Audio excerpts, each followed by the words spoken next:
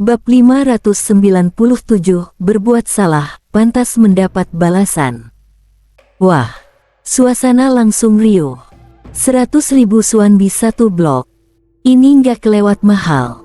Iya, kok bisa dijual segitu mahal? Bercanda apa? Banyak orang mengernyit. Bahkan Tan Suishui, putri dari keluarga besar seperti itu, pun tak bisa tidak berkomentar bahwa harga ini agak tinggi. Bagaimanapun juga, 100.000 Suanbi ini bukan dipakai langsung untuk beli harta, melainkan buat judi batu. Judi batu, yang ditekankan itu kata judinya. Dan peluang menangnya sangat rendah. Dalam keadaan seperti ini, satu blok batu kui dijual 100.000 Suanbi memang terasa agak kemahalan. Normalnya, satu batu kui paling cuma ratusan sampai seribuan Suanbi. Sekarang tiba-tiba melonjak jadi 100.000 sebongkah, jelas sudah kelewatan. Kurang lebih sama seperti orang pakai 100.000 Suanbi beli satu sumber spiritual langka. Banyak orang mungkin masih nggak akan kedip. Soalnya sumber spiritual langka itu barang nyata, bisa dilihat dan dipegang. Tapi kalau 100.000 Suanbi cuma buat buka semacam kotak buta, isinya nggak kelihatan dan nggak tersentuh. Kebanyakan orang langsung ogah. Penanggung jawab paviliun Kuiwang mengangkat tangan menenangkan kerumunan, lalu berkata, mohon tenang dulu, semuanya. Kalian harus tahu, batu kui ini diangkut keluar langsung dari tanah terlarang 10 mutlak. Kemungkinan di dalamnya mengandung harta jauh lebih tinggi dibanding batu kui biasa. Dan sekali benar-benar keluar harta, tingkatnya juga sama sekali bukan kelas batu kui biasa. Selain itu, kalian pasti juga sudah dengar. Demi mengangkut keluar batu kui ini, klan Peng kami kehilangan banyak sekali ahli. Kerugiannya sangat besar. Itu karena para ahli kami melihat dengan jelas kalau batu kui ini luar biasa. Pasti mengandung banyak harta. Dengan semua faktor ini digabung, harga 100.000 Suanbi sebenarnya tidak mahal. Orang itu bicara dengan tenang. Mendengar penjelasan ini, banyak orang terdiam. Kalau dipikir dengan cara itu, 100.000 Suanbi sebongkah, memang masih bisa dibilang masuk akal. Hanya saja, untuk sementara, tetap belum ada yang bergerak. Perasaan, masuk akal, ya tetap saja perasaan. Tapi menghabiskan 100.000 Suanbi buat satu batu kui, tetap saja terasa sangat tidak sepadan. Saat itu, Lu Bang melirik ke arah Mu Bei, lalu berkata dingin, kalau sayang keluar uang, ya keluar saja. Jangan nanti cuma bisa ngiler lihat orang lain buka harta, itu kan malu-maluin. Mu Bei hanya sekilas menyapu pandangannya. Orang ini abis dihadang sebentar, kecerdasannya turun ya. Atau memang dari awal otaknya nggak terlalu beres. Cara bicaranya mirip bocah. Ia malas mengurusnya. Ia malah bertanya pada penanggung jawab paviliun Kuiwang, boleh mulai milih. Penanggung jawab itu mengangguk, tentu saja boleh. Aku mau yang itu, kata Mu Bei. Ia menunjuk satu persatu, total 50 batu kui. Tatapan orang-orang langsung berubah. 100.000 Suanbi sepotong batu kui. Begitu turun tangan langsung ambil 50. Benar-benar royal. Itu berarti 5 juta Suanbi. Wajah Lu Bang sedikit menggelap. Baru saja ia mengejek Mu Bei, Mu Bei langsung membeli 50 batu kui. Ia mendengus dingin, maju memilih batu. Ia memaksa diri memilih sampai 100 batu kui. Lalu ia menoleh dengan tatapan menantang ke arah Mu Bei. Mu Bei tetap malas menanggapi. Orang-orang paviliun Kuiwang segera mengantarkan 50 batu kui pilihan Mu Bei. Ia membayar 5 juta Suanbi, lalu menyimpan ke-50 batu tersebut. Ia memang tidak berniat memotong batu di sini. Di antara 50 batu kui itu, ada cukup banyak benda luar biasa. Tidak perlu menimbulkan kehebohan. Kalian juga pilih beberapa, katanya. Ia menunjuk untuk membantu si Xiao Xiao dan Tan Suishui memilih beberapa batu kui. Kedua gadis itu langsung memotong di tempat. Tiap batu membuka harta yang tidak jelek, nilainya jauh melampaui puluhan ribu suanbi, namun tetap belum sampai menimbulkan geger besar. Sebentar kemudian, banyak orang ikut-ikutan membeli batu. Melihat orang lain bisa buka harta, hati banyak orang ikut gatal. "Kita pergi," tanya Mu Bei pada Zi Xiaoxiao dan Tan Suishui. Dengan mata dewa penembus ilusi, ia sudah menyapu lebih dari 10.000 batu kui di sini. Batu-batu kui yang mengandung harta berharga sudah dia beli semua. Sisanya, tidak ada barang bagus lagi. "Terserah Tuan Muda," jawab Zi Xiaoxiao. Tan Suishui juga tidak keberatan. Bertiga pun berjalan keluar. Berhenti. Suara dingin terdengar. Lubang menatap Mu Bei. Semua orang memotong batu di tempat. "Hanya kamu yang mau bawa pergi. Tidak tahu aturan, ya?" Mu Bei menoleh pada penanggung jawab penjualan batu pavilion Kuiwang. "Di tempat kalian ada aturan, setelah beli batu kui harus dipotong di sini." Penanggung jawab itu menjawab, "Secara aturan tertulis memang tidak ada. Hanya saja, memotong batu di tempat itu sudah jadi aturan tak tertulis di dunia judi batu." Mu Bei tidak bicara lagi. Ia langsung mengisyaratkan Zi Xiaoxiao dan Tan Suishui untuk pergi. Kalau cuma aturan tak tertulis, artinya sebenarnya tidak ada kewajiban. Wajah Lubang menjadi gelap. Dari awal sampai akhir, Mu Bei sama sekali tidak menggubrisnya. Jelas-jelas memandang sebelah mata.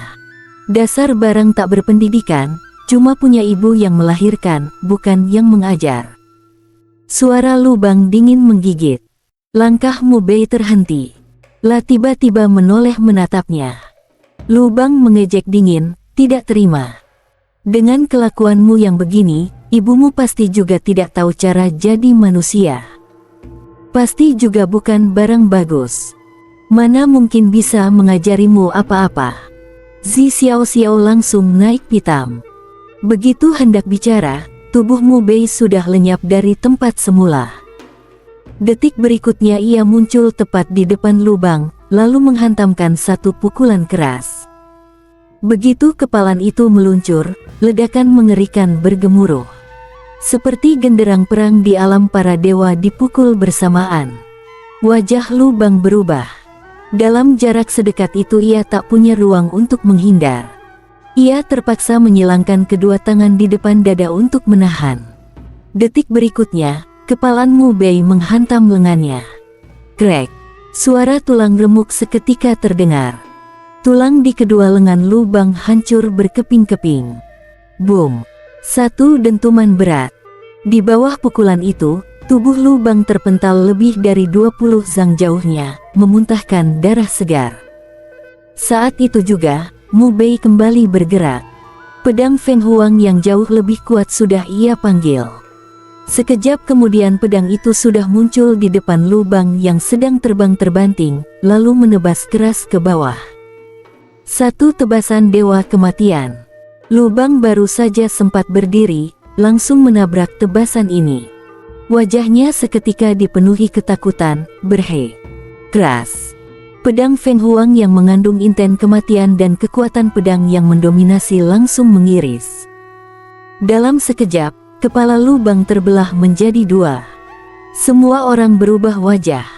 Lubang, salah satu tuan muda keluarga Lu, dibunuh begitu saja oleh Mu Bei. Berani amat. Dan ada orang yang juga menyadari satu hal lain. Lubang jelas-jelas memiliki kultivasi Ranwang tingkat awal. Sementara Mu Bei baru Tai Huang saja. Tai Huang bisa seketika membunuh Ranwang. Ini benar-benar mengguncang. Pedangnya bukan pedang biasa. Beberapa ahli senior menatap pedang Feng Huang, mata mereka penuh keterkejutan.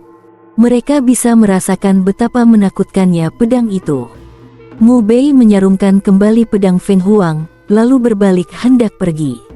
Zi Xiaoxiao dan Tan Suishui buru-buru mengikutinya. Tepat saat itu, seorang lelaki tua berjubah abu-abu muncul menghadang di depan Mu Bei.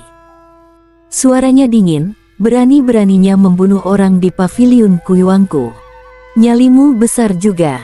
Zi Xiaoxiao maju setengah langkah, menunjuk ke mayat Lu Bang, dia yang duluan menghina ibu tuan muda.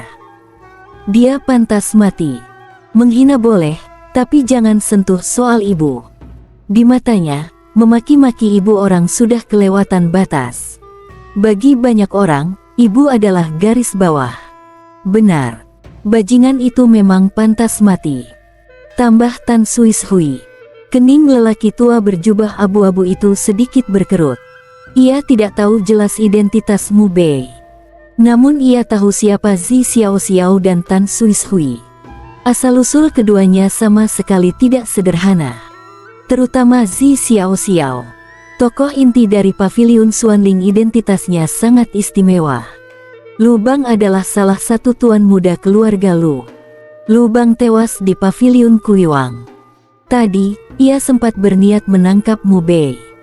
Setelah itu baru memberikan penjelasan ke keluarga Lu. Tapi sekarang, Zi Xiaoxiao dan Tan Suis Hui terang-terangan membela Mu Bei seperti ini, ia jadi ragu apakah ia masih harus turun tangan atau tidak. Saat itu juga, seorang lelaki tua berjubah hitam muncul di sampingnya. Ia mengirim transmisi suara, tangkap saja. Menurut kabar, namanya Mu Bei.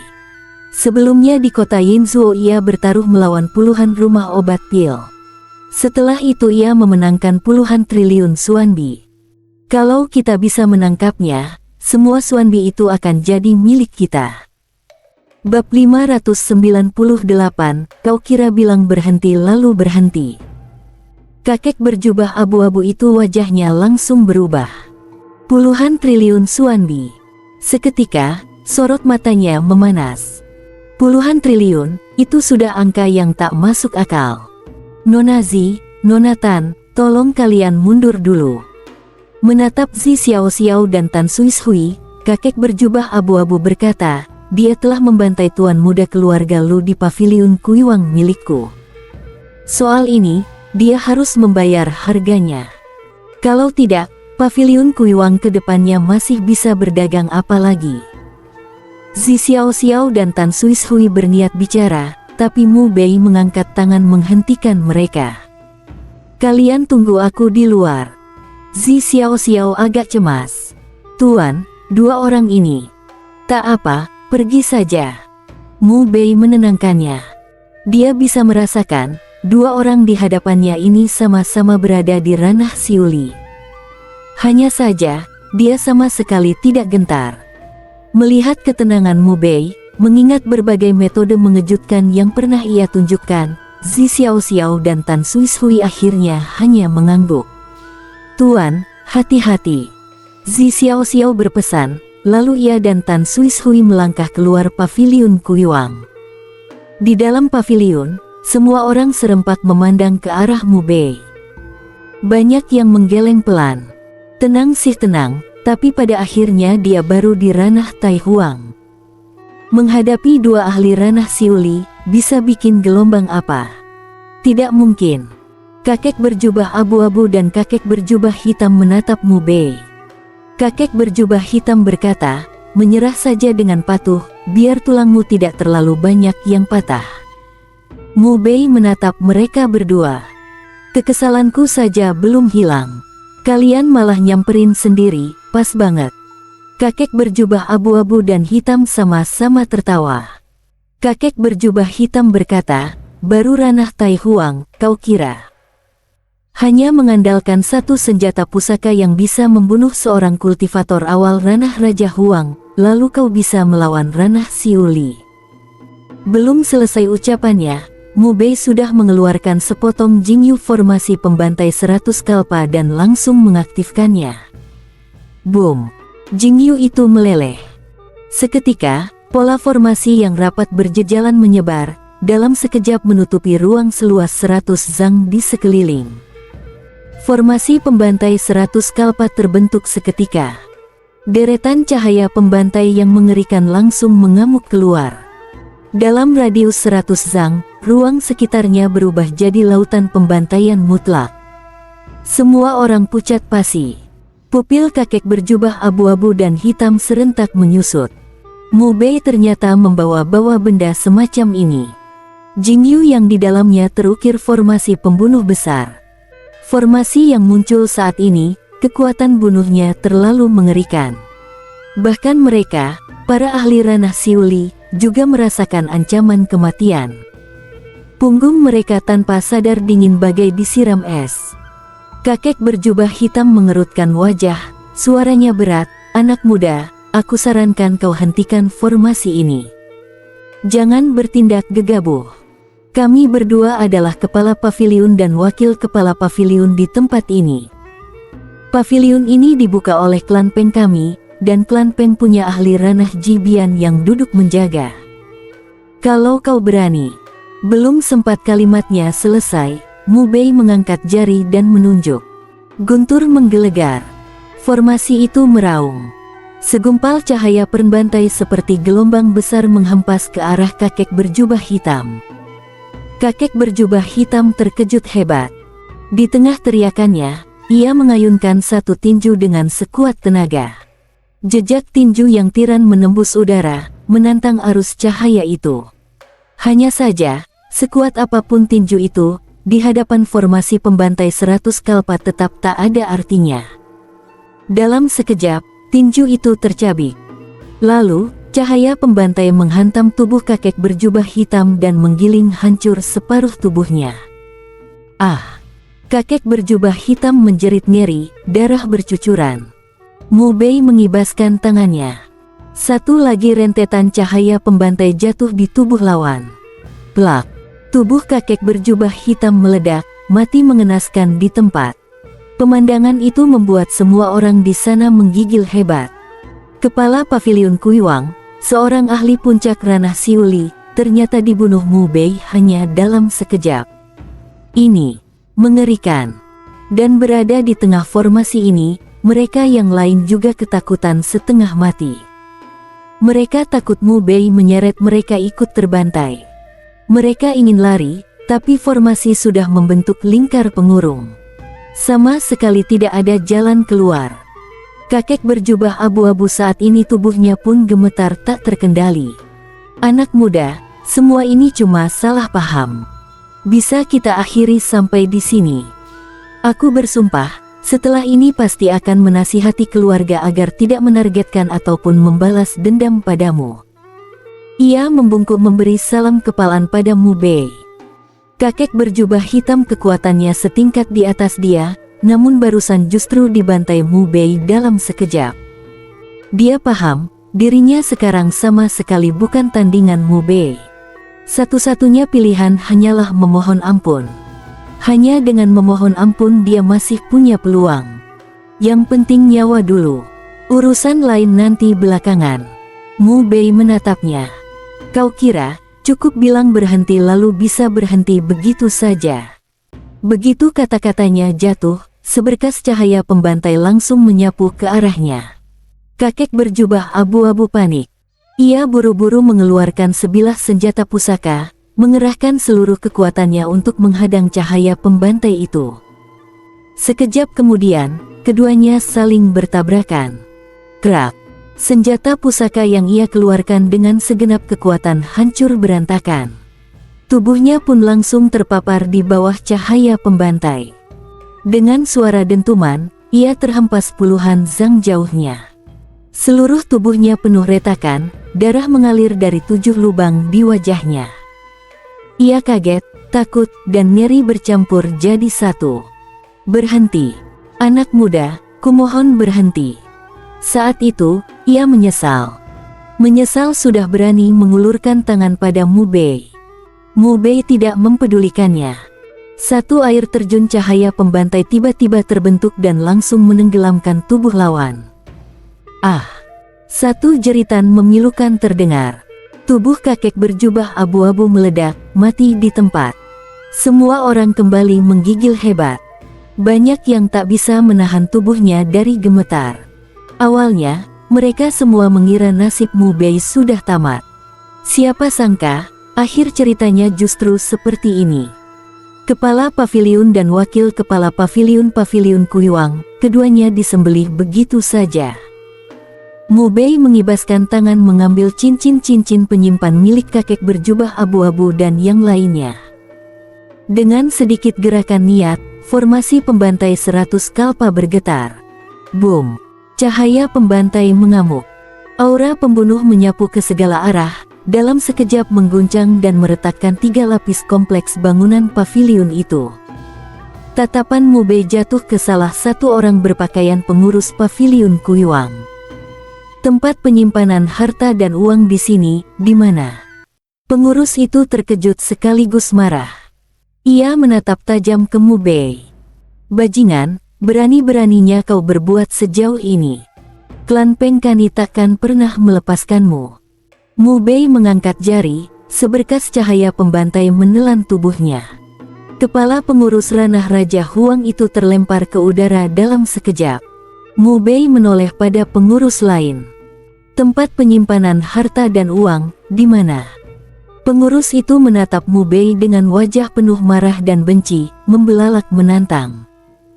Detik berikutnya, cahaya pembantai jatuh menghantam tubuhnya. Ah! Pengurus itu menjerit. Dalam sekejap ia pun mati mengenaskan. Tempat penyimpanan harta dan uang, di mana? Mu Bei menatap seorang pengurus lain. Kali ini pengurus itu gemetar hebat, tak berani menyembunyikan apapun.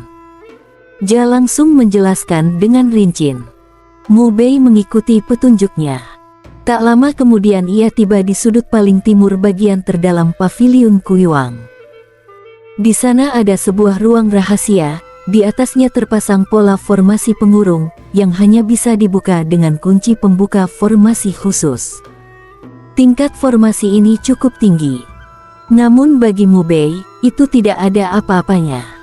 Dengan cepat ia berhasil membukanya. Sekejap kemudian, sinar putih murni menyilaukan mata. Di dalam ruang rahasia, ada puluhan bongkah Jingyu. Kualitas paling rendah saja sudah tingkat 8, yang tertinggi sampai tingkat istimewa. Ukurannya pun besar-besar, diameter masing-masing sekitar 1 ci. Nilainya sangat tinggi. Untuk uangnya, dengan satu sapuan kesadaran, ia menghitung ada lebih dari 100 miliar Xuanbi. Sudah termasuk jumlah yang sangat banyak. Ia mengayunkan tangan, menyapu bersih semua Jingyu dan Xuanbi itu masuk ke dalam simpanannya. Setelah itu, ia berjalan ke salah satu sudut ruang rahasia. Di atas sebuah meja batu besar, tergeletak sebuah batu kui yang sudah dibuka sekitar setengahnya. Sepertinya barusan kakek berjubah hitamlah yang sedang mengiris batu ini. Setelah mendengar keributan dari halaman ketiga, ia keluar dan memutus proses pemotongan batu.